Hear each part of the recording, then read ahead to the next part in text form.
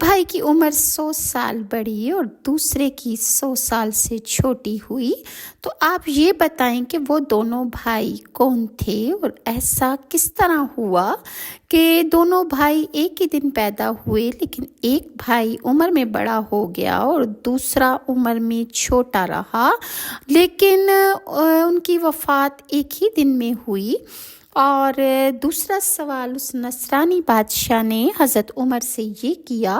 کہ وہ کون سی زمین ہے کہ جہاں ابتدائے پیدائش سے قیامت تک صرف ایک دفعہ سورج کی کرنیں لگیں،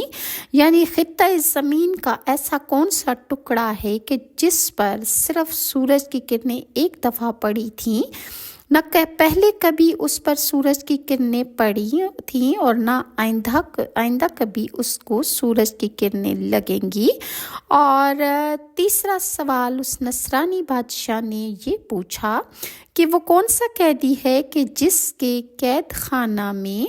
سانس لینے کی اجازت نہیں اور وہ بغیر سانس لیے زندہ رہتا ہے۔ چوتھا سوال نصرانی بادشاہ نے حضرت عمر سے یہ کیا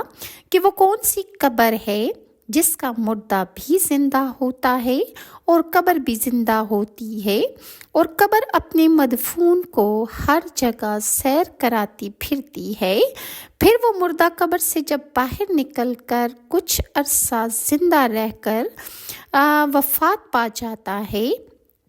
حضرت عمر رضی اللہ عنہ نے حضرت عبداللہ بن عباس رضی اللہ عنہ کو اپنے پاس بلایا اور ان سے فرمایا کہ ان سوالات کے جوابات لکھ دیں۔ حضرت عبداللہ رضی اللہ عنہ نے قلم برداشتہ جواب تحریر فرما دیا۔ پہلا جواب انہوں نے یہ تحریر فرمایا کہ جو دونوں بھائی ایک دن ایک ہی وقت میں پیدا ہوئے تھے اور دونوں کی وفات بھی ایک ہی دن ہوئی تھی، لیکن دونوں کی عمروں میں 100 سال کے فرق سے موت واقع ہوئی، یعنی ایک بھائی ان میں سے عمر میں بڑا ہوتا چلا گیا اور ایک بھائی عمر میں چھوٹا رہ گیا۔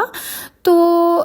یہ نصرانی بادشاہ کا سوال بڑا عجیب تھا۔ انہوں نے اس کا جواب یہ تحریر فرمایا کہ یہ حضرت عزیر علیہ السلام تھے۔ یہ دونوں بھائی ایک دن ایک ہی وقت ماں کے بطن سے پیدا ہوئے، ان دونوں کی وفات بھی ایک ہی دن میں ہوئی، لیکن بیچ میں حضرت عزیر علیہ السلام کو اللہ تعالیٰ نے اپنی قدرت کاملہ دکھانے کے لیے ان کو 100 سال کے لیے موت دے دی اور وہ وفات پا گئے، کیونکہ انہوں نے دل میں یہ سوچا تھا کہ اللہ تعالیٰ کس طرح انسانوں کو مارنے کے بعد